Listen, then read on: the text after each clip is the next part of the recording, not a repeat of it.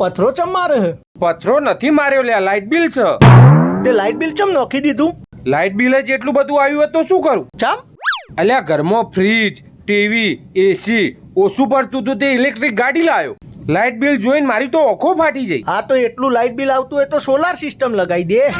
અલ્યા solar system તો હાલ લગાવી દઉં ગમે તે કંપનીનું, પણ આપણો નીમો સમજ પડતી નહીં. કોઈ પ્રોબ્લેમ આવ્યો, કમ્પ્લેન કોઈ હોબળે ના તો શું કરવાનું? એના માટે સનબૂસ્ટ એનર્જી જોડે સોલાર સિસ્ટમ લગાવી દે, કોઈ જ પ્રોબ્લેમ ના આવે ભાઈ. આ જો છેલ્લા 15 વર્ષના અનુભવવાળી સનબૂસ્ટ એનર્જી કંપની, જેણે ગુજરાતની દરેક સિટી અને ખૂણે ખૂણામાં સોલાર સિસ્ટમ લગાયા, જેની પાસે 500 થી પણ વધારે માણસોનો સ્ટાફ.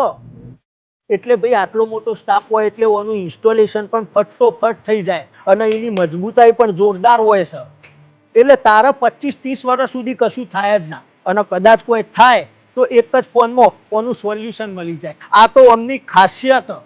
અને એક ખાસ વાત ભાઈ, તું આ સોલાર સિસ્ટમ તારા ઘેર લગાવે ને તો સરકાર તને 78,000 સુધીની સબસિડી પણ આપે છે. અને ભાઈ તું તો સોસાયટીનો પ્રમુખ, તારી સોસાયટીમાં આ રીતે કોમન સોલાર સિસ્ટમ લગાવે ને તો સરકાર તને પ્રતિ કિલો વોલ્ટે 18,000ની સબસિડી આલે. એટલું સમજી લે ભાઈ. તું તારા ઘરની ગમે તેમ લાઇટો વાપરે, ટીવી, એસી, ફ્રીજ, તો પછી તારી આ ઇલેક્ટ્રિક ગાડીઓ ચાર્જ કરે.